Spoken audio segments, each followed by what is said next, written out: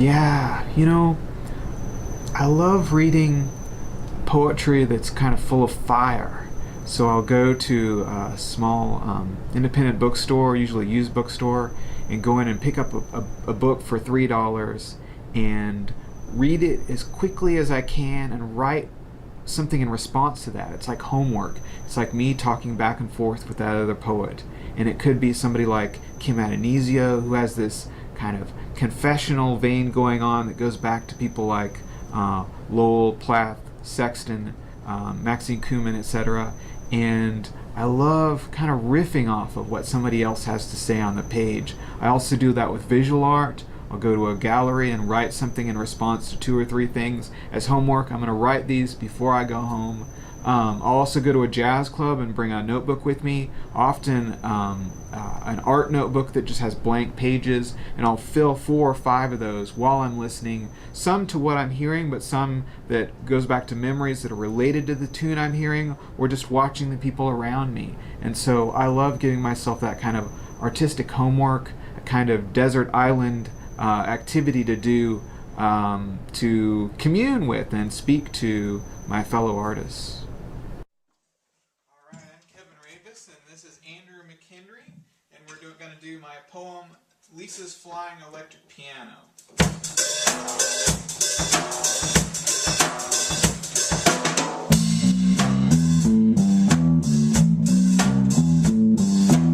A full-size electric piano flew out of my father's pickup truck. I was driving. Somehow the bass detached from the keyboard, and it all went flying into the intersection of 47th and Main.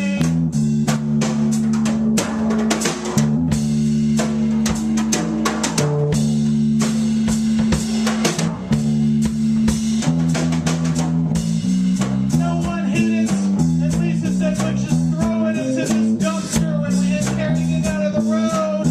No, I said, let's take it to your new apartment, and we did. When I turned it on, the power eye glowed red, but it did not play. The next day I found the volume slider and turned it up, and it played perfectly. Aside from the scrapes from the road on its key cover, it was fine. I practiced tying knots, roping things down, and I drift in class and turning corners slow, and then the keyboard rising and flight and floating across town, playing a well-known sonata, playing a well-known sonata, playing a well-known sonata as it flew.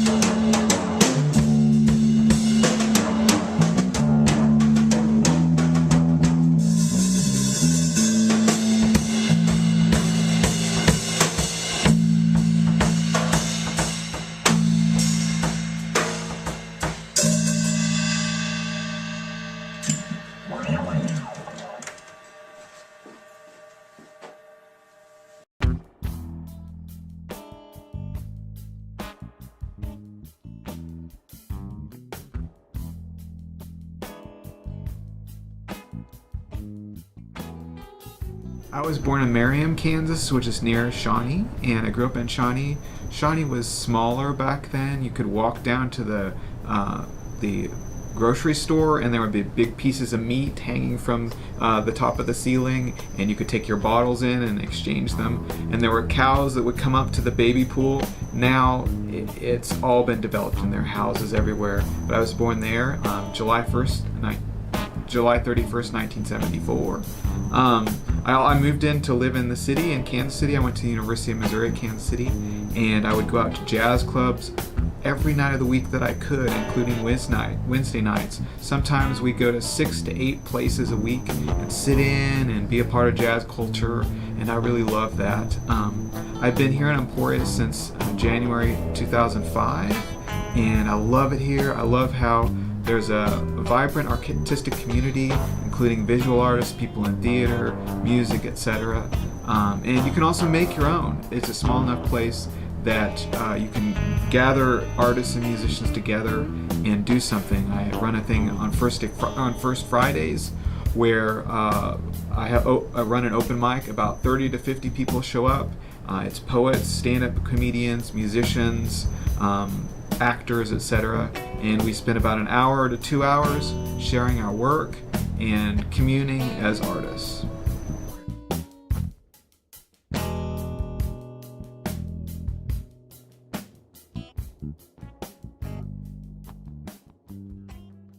Since my mom was a journalist and a reader, there were books around all the time. Even now, she lives about 200 yards from a library and will go there every day. She'll go in, get something, take some stuff back. So there are books everywhere.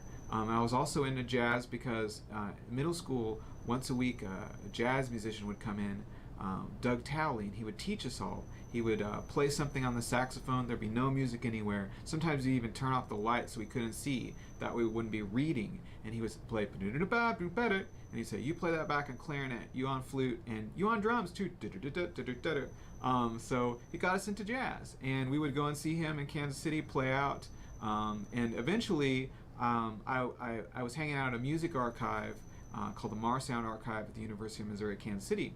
And while I was there, Chuck Haddix, who ran the place, said, "Hey Kevin, you're here all the time. Why don't you shelve some records while you're listening and we'll put you on the clock?" And so I ended up working there. And one of the things we'd listen to was Weary Blues, a collaboration between Charles Mingus and Langston Hughes. So Mingus, the bassist and band leader, and Langston Hughes, the Lawrence poet, essentially. And this jazz poetry album got me thinking, one day I'd like to do something like this.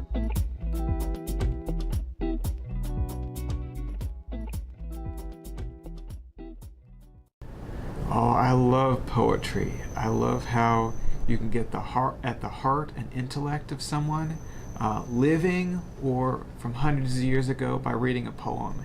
It's almost like reading a diary entry or a love letter. It's that immediate.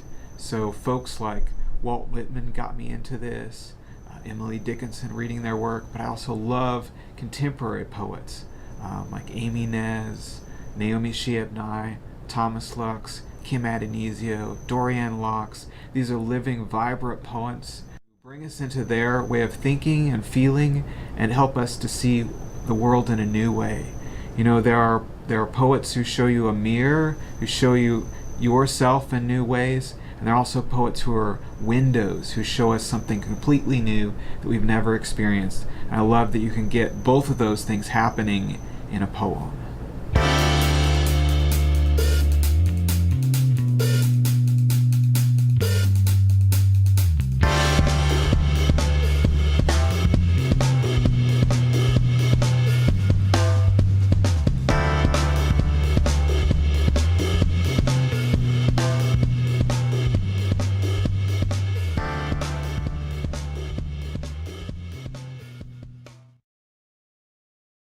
Things that the arts are important for is that they're kind of food. They're a kind of intellectual, spiritual, psychological food.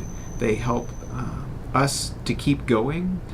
They show us the path others have had in the past. They show us possible futures. So for me, art is something that is kind of like a food for the soul. And I think we all need it. You know, Stan Lee, who passed away a little while ago, the Marvel kind of creator, he said that his friends were becoming doctors and lawyers and doing important things, and he said, well, what am I doing? But then he thought, you know, I'm keeping people going. They read my comics and they say, hey, I've got something to enjoy, something to live for, something to look forward to. So that is one of the ways that the arts are important to us, that they keep us going. Not only do they tell our stories, but they get at our heart and intellect. If you're trying to become an artist, one of the things you could do is find the things you like first. You may already know that before you start, but you might also have to search a little bit. So searching for your tribe is a little bit like flipping the dial on the radio. You flip around until you find the thing that's most like you or most like what you like to be. and then go read as much of it as you can if you're somebody who's a writer, or if you're a musician, go to listen to it as much as you can, not only on a CD or on your computer or your phone, but go and see it live if you can. Try to find out what is this like at its top form, in its best form, and then go start working on it. You probably heard this thing that one of the things about art is you start out really knowing what you want, and it takes years to get up to that level. You have taste, but then you have to find the way to craft it. So don't give up. Keep working until you get to the place where you are satisfied with your own art, and then you're like, okay, I'll put this into the world and share it.